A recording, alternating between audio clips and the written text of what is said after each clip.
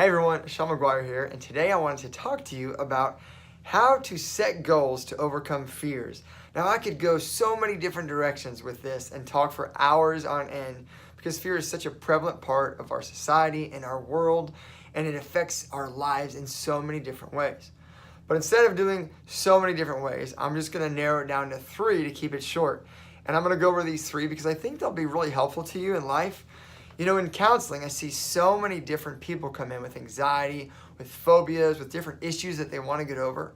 I remember I saw a guy a long time ago, and his fear was wanting to get over wearing shorts. Now, that may seem weird to you, but to him, it was a really big deal, especially in Oklahoma, because guess what? It is hot in the summer. I mean, in the 100 degree weather. And so he needed to figure this out, and it was also awkward and weird around friends, and if he dated somebody, never wearing shorts was an issue. So one of the things that we did is we set out a plan, which is the first thing you do to overcome a fear. Set out a plan, put it in motion. And so he had a plan, and it was to slowly in his mind think about what it would be like to be successfully wearing shorts and not be afraid of people seeing your legs.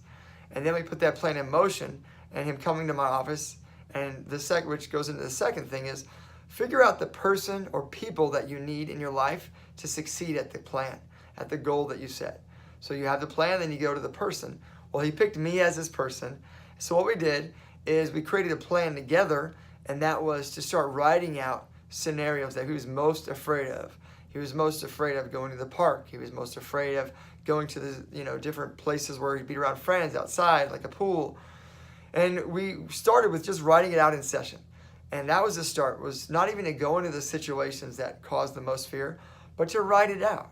Now, some people think the smart way to do it is just to jump right in with no plan. And man, phobias can get a lot worse if you don't have a structured way to kind of address it. So we started out with a plan of just imagining it and then writing it out. And then in the session, he would just kind of walk through it with me, and I'd be here and navigate through that in his mind's eye. The third thing that you do is you execute the plan and you start to succeed at it. Then you go out into the environment and you start to execute it and you start to live it out. So for this guy, we went to parks, we went to different events, we went to, even restaurants, and he wore shorts. And we ended up at a water park was his last thing. So he was really scared to do the shorts. Man, can you imagine how scared he was to do the shirt? So he took his shirt off and he was at this water park, and I was there supporting him, helping him overcome this fear. And this guy nailed it. Now, actually, we're still on the plan and the person.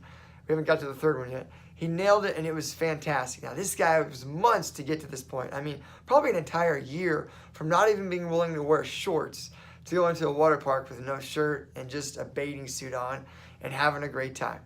Now, the third thing you do with overcoming fear is you celebrate the victories. Because he didn't start with taking his shirt off and wearing swimming trunks and going to a water park all day.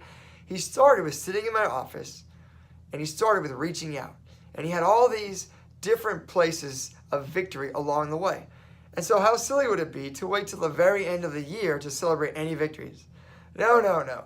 We started way back here and validated each movement up and away from fear and up to faith in God. And that's what I would encourage you to do, is make a plan, get the people involved, and then third, celebrate the victories. Now, 1 and 2 are for sure interchangeable. You might need to get the person or people to create the plan. That's fine. That's part of the plan. They're for sure interchangeable. But this is a great way to tackle fear, is to not doing it alone, having people and a plan that you can measure and kind of walk through the process, and then celebrate the small victories along the way. Hey, I hope this was amazingly helpful. If you like, please, we'd love for you to follow us on Facebook, New Vision Counseling Oklahoma City, or New Vision Counseling OKC. And then our website is newvisioncounseling.org. That's a place where we can connect with you one-on-one. If you need counseling, man, we use cutting-edge counseling techniques married to biblical truths to serve you in your story today. Hope this was helpful, and we just want to serve and be a resource to show you that with God, all things are possible. Sometimes you just need somebody to walk along with you in the journey. God bless.